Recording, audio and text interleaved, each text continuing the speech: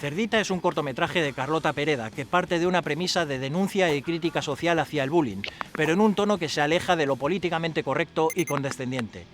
Cerdita subvierte los géneros en esta historia donde ser adolescente, diferente y vulnerable puede ser una verdadera historia de terror.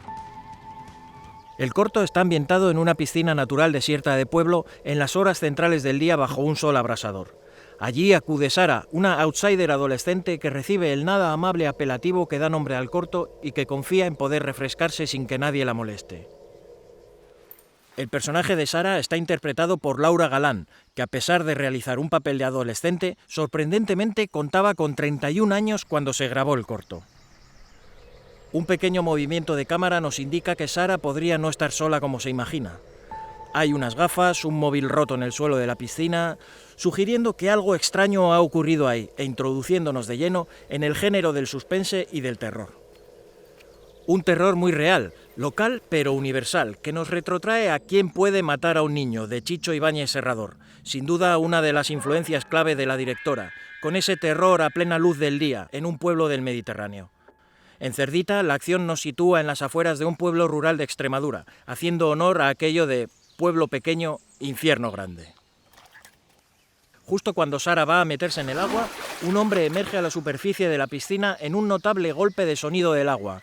Un excelente diseño sonoro que nos retrotrae a L'Inconnu du Lac, el desconocido del lago, de Alain Guiraudie, y esa atmósfera cargada de suspense que transcurre en un idílico lago en verano donde practican cruising naturista.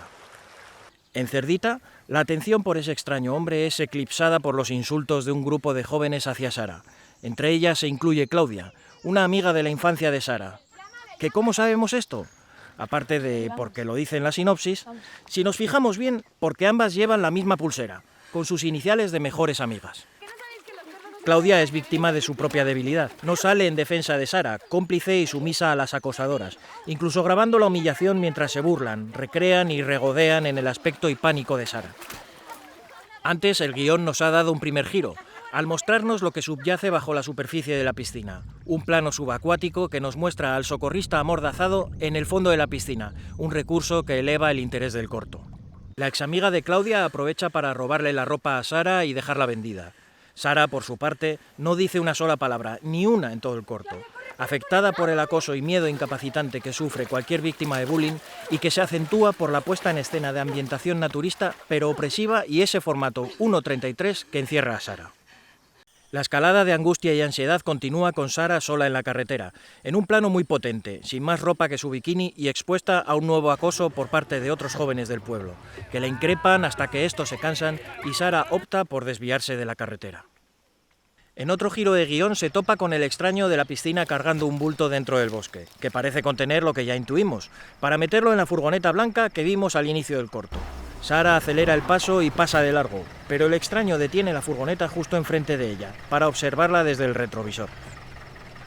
Del cristal trasero de la furgoneta aparece la mano ensangrentada de Claudia con la pulsera, un plano que es todo un homenaje al género slasher. Sara, en shock, permanece inmóvil hasta que el asesino arroja por la ventanilla las cosas que le había robado Claudia. En un cruce de miradas se produce una genial interacción de complicidad entre Sara y el asesino. Sara, abrumada por el rencor, decide no ayudar a Claudia y dejar que se marche la furgoneta. Se pone los cascos y mira furiosa a la cámara, rompiendo la cuarta pared.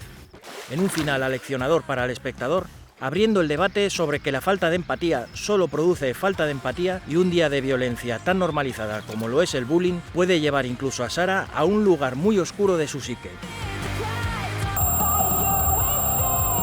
Cerdita nace de la necesidad de la directora Carlota Pereda de visibilizar los efectos del bullying.